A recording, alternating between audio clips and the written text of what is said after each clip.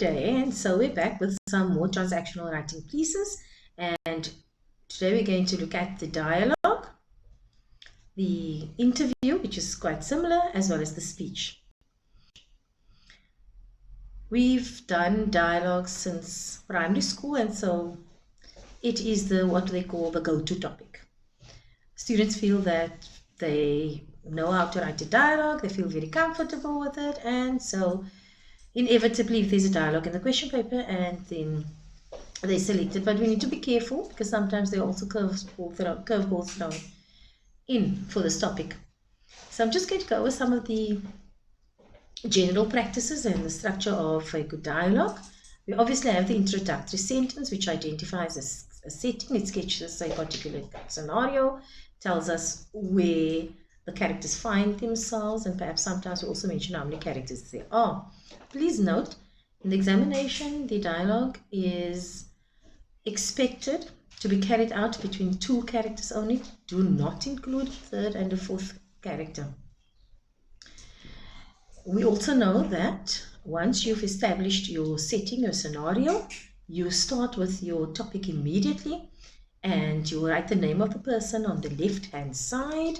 You're going to use a colon after the name of person, and then you use brackets to indicate the actions or the emotions of the character, and then you start your conversation or your dialogue, for want of a better expression.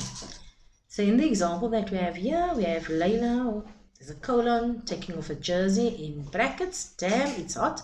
Summer's been too long. Note the use of exclamation marks and ellipses. Skip a line, and Josh replies, I have no idea why you'd say that. So what we have here is the basic format of the dialogue, and what you also need to remember is you start immediately. Avoid these long greetings which serve absolutely no purpose. If you are given the scenario, introduce it and start off basically very quickly by establishing something or mentioning something important that relates to the topic. Obviously you have to greet, but you do the greeting and you do the discussion all in one go. Very importantly, do not use inverted commas. You only use inverted commas when one character quotes what another character has said. The brief is the topic, and your brief also gives you an idea of what to write about. So once you've identified your topic and you've read your brief, you also know what your limitations are, what content it is that you should use, and also what you should exclude or include. So here's an example of a topic.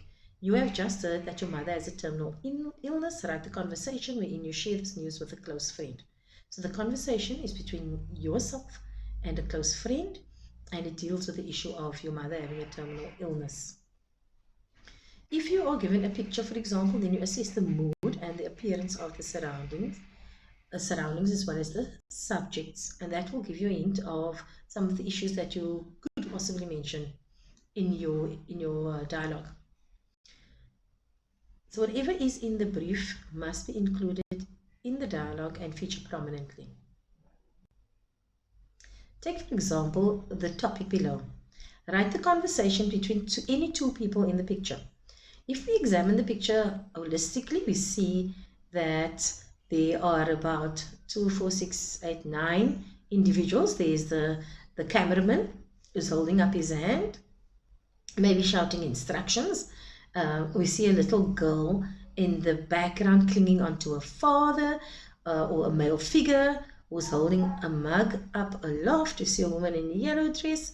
We see 3 younger boys in front, all in different poses. We see the one boy sticking out his tongue quite mischievously, and there's another little mischievous teen, it seems, at the back, who's making little hand signs behind an older man's head. So if you decide to choose any of the characters, you need to make sure that you capture the emotions and the attitude of the character as have been depicted in the picture. For example, the scared little girl will obviously make statements about how fearful she is, or her actions will be decidedly timid. The woman seems quite happy, so she is dressed in yellow, reminds us very sunny, quite confidently, putting her hands behind the men. So you must try and identify certain aspects of the characters, and in your planning you will jot these down and you will exclude it in your piece.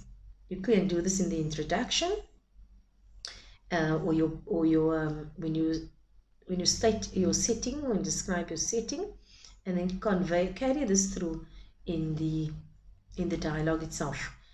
Okay, it's obviously, you can see it's a kind of fun mood that is being created here. Generally people seem to be happy, and there's absolutely no gloom and gloom.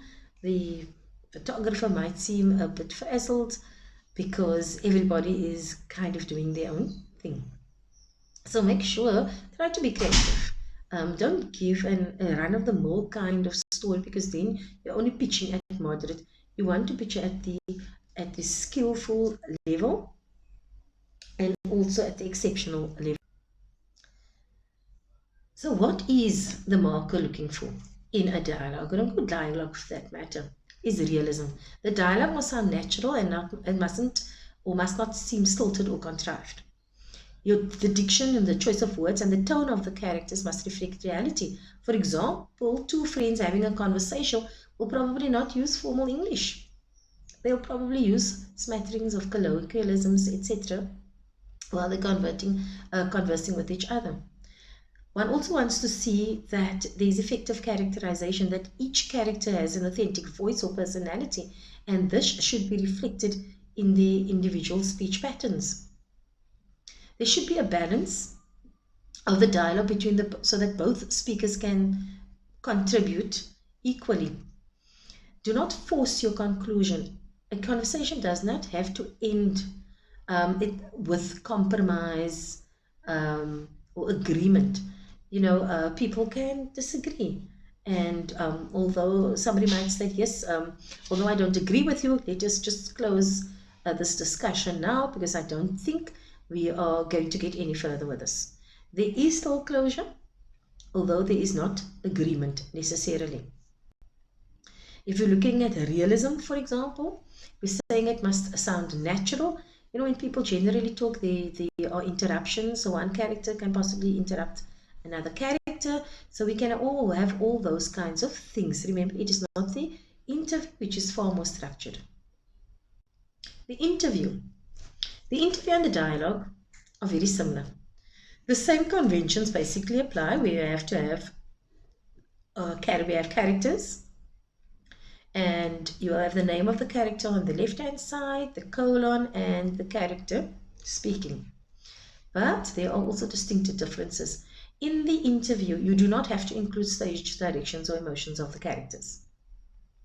Your register can be formal or informal, depending on the person who's being interviewed, as well as the situation or the context. The interviewer must control the interview and set the tone. The interviewer is the person who asks the questions.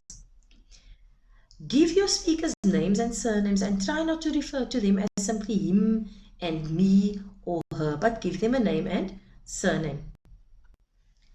So as the interviewer, you need to have a collection of possible open-ended questions so that you can probe the interviewee and encourage them to respond at length. One does not want to see yes and no responses in an interview. So here's an example of different kinds of open-ended probing questions. The one question being, how have your experiences during COVID-19 lockdown altered your perception of your circumstances? So that really allows the respondent to elaborate on certain experiences, and a yes or no answer is simply not going to suffice.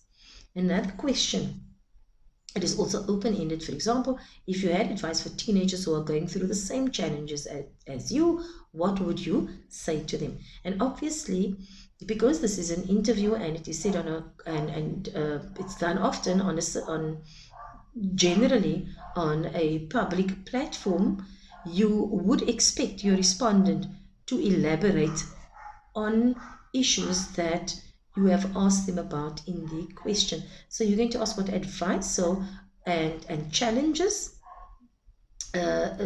people face. You're going to hone in on those keywords, and you're going to make sure that you're going to elaborate on those. In the preceding slides, we examined different kinds of probing questions, and now we look at ways in which to start the interview. Firstly, acknowledge the interviewer by greeting them and then giving background information of the person whom you are interviewing. And that is, if it is required, you may mention some of their achievements, their special fames, special skills, indeed their claim to fame. You may also state the context and the reason for the interview, and then you fire away immediately.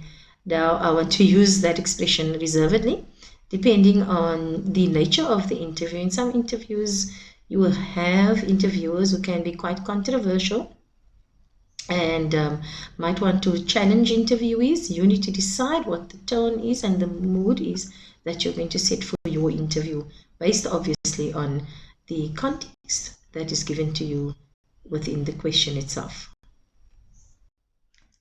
Conclusions, indeed, then, should also be effective. But what makes an effective conclusion? Inquire from the interviewee if he or she has a final statement to share. Then, as the interviewer, you summarize the gist of the discussion just to remind listeners, if it's done on a very public platform, of the gist of the interviewer's statements and message. And then the interviewer should make the closing statement by thanking the guest, if it is on a public platform, and wishing them well for the future. So those are the protocols that need to be observed when we interview individuals, especially on a public platform. Another go-to topic that is quite popular in the examination is the speech. And the speech is probably popular because most students have been exposed to speeches at different levels and different times in their lives. So it is something that at least people know about, and they know how to write a speech. But what is an effective speech? And how do we make sure that we can basically gain the maximum marks for such a task? Once you've identified your topic, you need to decide what register and style it is that you're going to use. Once again, just a reminder, if it is formal, you do not use contractions like isn't or couldn't. You use no abbreviations or truncations, for example, app for application or cell for cell phone, or any formal expressions like kids or you guys, etc. Obviously, if the register and style is informal and you are addressing a group of teenagers about general challenges in social media or something like the benefits of TikTok, etc., then you could use contractions and colloquialisms, and it would seem appropriate then. Obviously, in any speech, your audience must be acknowledged, and make sure that you are familiar with the context. If you have to address the learners and educators in the SGB and parents, etc., make sure that you mention them in your introduction. You must also have a suitable conclusion to wrap up the speech. As in any of the other tasks, planning is essential, and what you can do is you basically give an outline, a layout of the aspects or features that you are going to include of your discussion in your speech itself. So your introduction must obviously hook the audience, and we're going to look at ways in which you can hook your audience. Identify at least three main points that you're going to elaborate on in your body. And obviously, your conclusion must also be as memorable as your introduction. And simply put, the conclusion is probably the last thing they are going to remember about your speech. So you want them to remember the important aspects that you want them to think about, to reflect on, or if you want to encourage them to go over into action, you want them to act upon that which you have said. I came across this very simple quote by Dale Carnegie, and his advice about speeches and how to make them. He said, tell them what you're going to tell them. Tell them, then tell them what you just told them. So, very simplistically put, that is what you have to include in your speech. What is your speech about? You give details about your speech, and then you highlight the main points or gist of your speech. Once you've identified your topic, the examiner will give you an indication of who your audience is going to be. So you need to know your audience in order to know your purpose. Be clear about the aim of the speech. Is it to inform, to persuade, or to motivate, or to inflame? Inflame means to foster anger and hatred in your audience. This will give you a clear sense of what issues to focus on and which skills to use. The aim of your speech and your audience is linked in the sense that you will use a specific strategy and content to appeal to the emotions or the intellect of a particular audience, depending on the qualities that your audience exhibits. That being said, if you are going to write a persuasive speech, here's just an example of some of the elements that you need to include in order for your speech to be persuasive. For example, you're going to use emotive language. And what is emotive language? If you look at the word emotive, it is derived from the word emotion. And these are words like love and save and hope and need, for example, which make people feel certain emotions like anger, anxiety, or optimism. Though that is, obviously motive appeals are made, when you want to create a particular mood in your audience, and you ask them questions, etc. The use of personal pronouns, you use words like me and we, our, and us and you. It makes the reader feel valued by the speaker. It makes them feel special. It makes them feel part of a group. You could use rhetorical questions. Just remember, if you answer the question, then it is not a rhetorical question. Why do speakers and writers use questions indeed? And it's basic to engage the reader about the issue. If you ask a question, we all want to be happy, don't we? You don't expect a response. That's a tag question. You don't expect a response. But what you do want is for the listener to consider what you are saying and how what you're going to discuss relates to their own circumstances. You could use forceful or emphatic statements. These include modal verbs like must and can and will, should, and auxiliary verbs like are and is and am, etc. And it makes the reader sound knowledgeable and confident, even infallible. So when you listen to a person making an emphatic statement, you kind of trust that person. Repetition is words, phrases, statements, questions are repeated to reinforce certain concepts or say line points of your speech that you want your audience to walk away with. So when you're considering what information to place into your speech, or how to structure your speech, or even how to structure your introduction, you could possibly consider the rule of three, which reads omne trium perfectum. Everything that comes in threes is perfect, and that comes from a Latin saying. And what this basically means is that ideas are presented in threes, apparently are said to be more memorable, more enjoyable, and more interesting. So it's something you can think of. So you can use the rule of three to repeat phrases, sentences, and words for emphasis. If you look at the example in front of you, you see, you lied to us, you gave us false hope, you told us that the future was something to look forward to. So there's a kind of build up there, and in essence, one tends to remember, it's true, certain things that have been repeated. If you look at Steve Jobs' Stanford commencement speech, he stated, it means to try to tell your kids everything you thought you'd have the next 10 years to tell them in just a few months. It means to make sure everything is buttoned up so that it will be easy as possible for your family.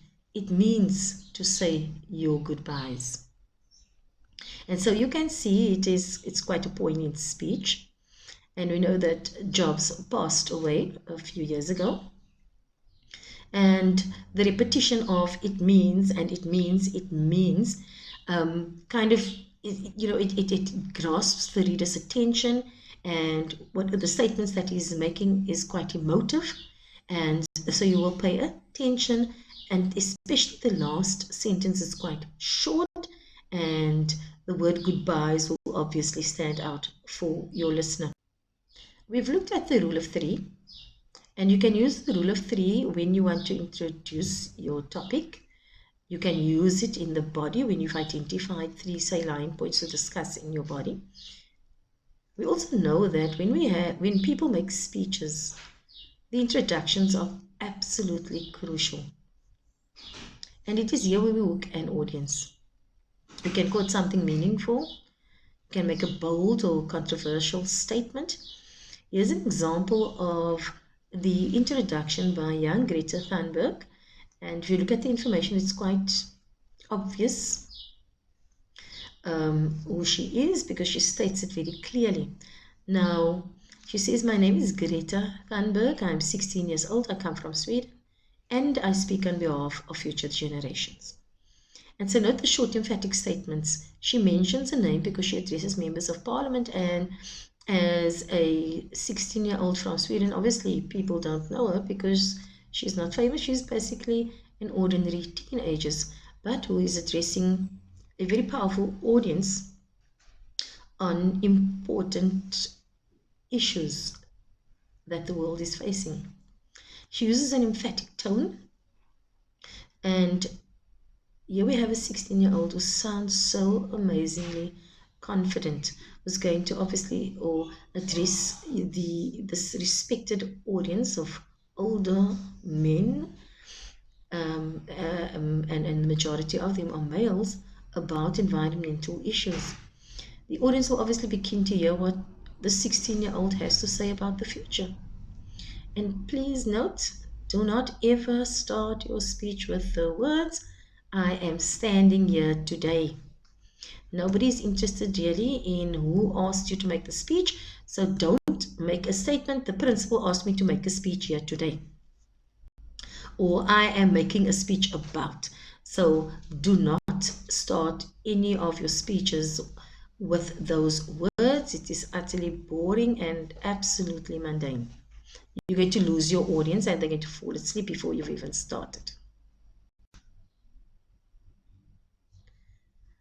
Once you have your introduction and you've decided how to hook your audience, remember we said you can start with a quote, you can use the rule of three, you can use the lyrics of a song, etc.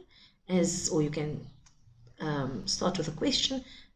Just make sure that your question, your quote links to the content of or the issue that you want to discuss in your speech.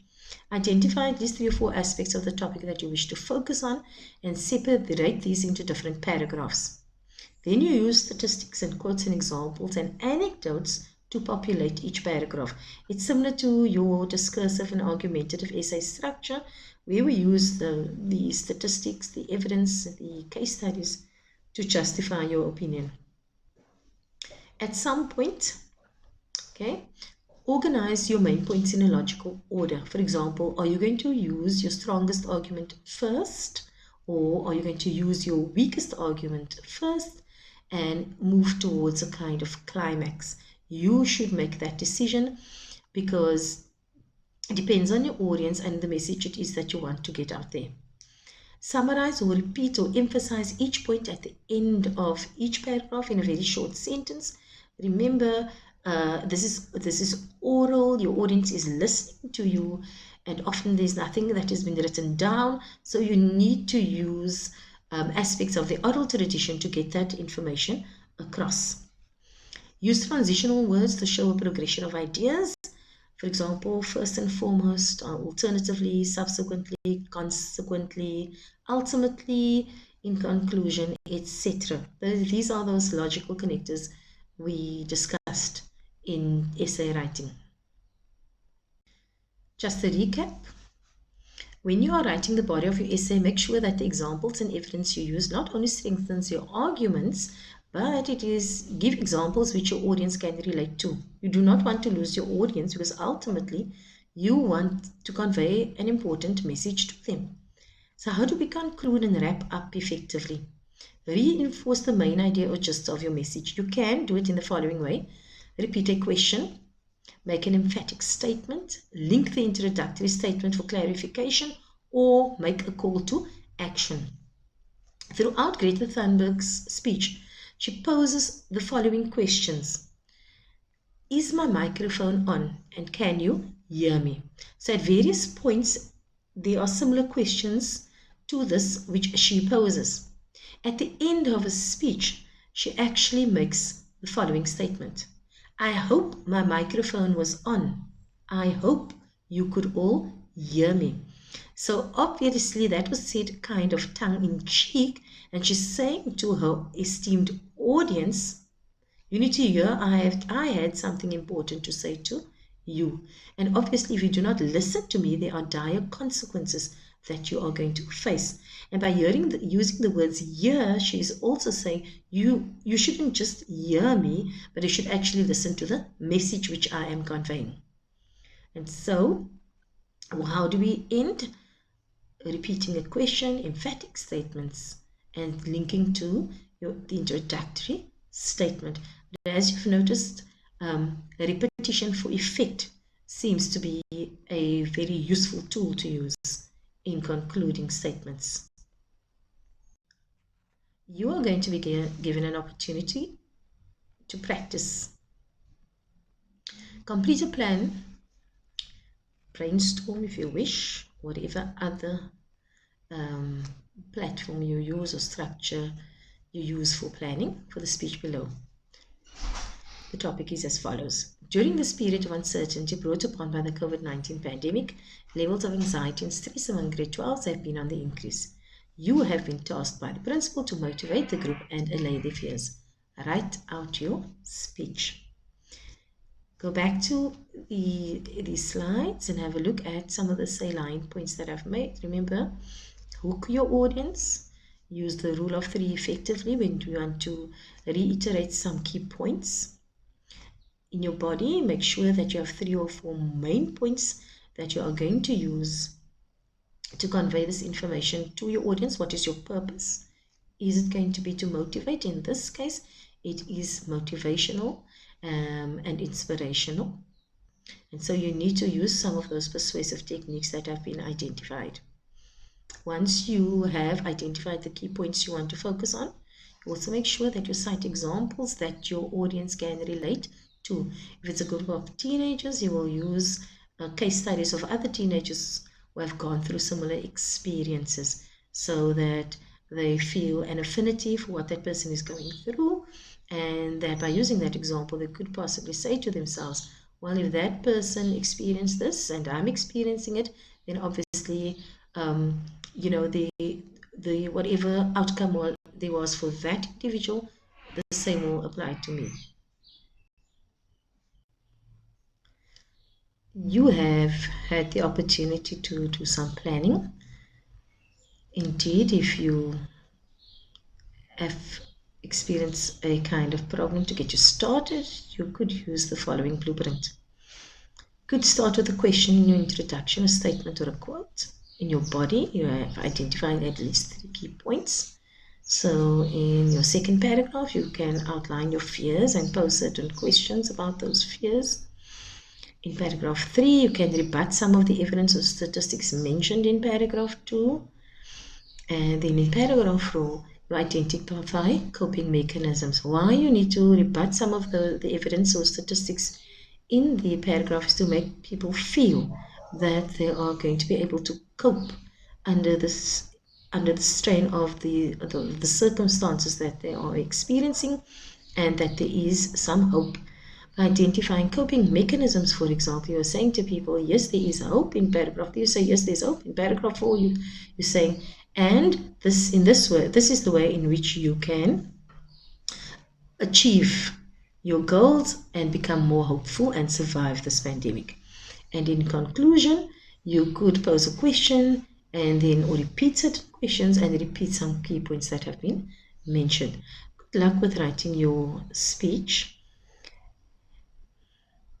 I've mentioned quite a number of things. We've looked at the dialogue, we've looked at features of the interview, and we've looked at features of the speech. Make sure that you get as much practice as possible for speeches. You can possibly listen to TED Talks. And these TED Talks often revolve around topical, controversial issues. Study the techniques that these speakers have used in order to grab and to hold on to the interest or the attention of their audiences. Think of the speeches that you would like to listen to. Why did you listen to those speeches? What made you listen to those speeches? Was it the structure of the speech? What made that speech seem overly long or overly short? And what is it in the speaker which has made you listen? Remember, when you write your speech, your audience is going to read it, and they are not going to hear it. But a good speech is going to actually make the reader hear the voice of the potential speaker. So make sure that you're using the rhetorical devices and techniques that have been mentioned earlier. Good luck and keep on writing.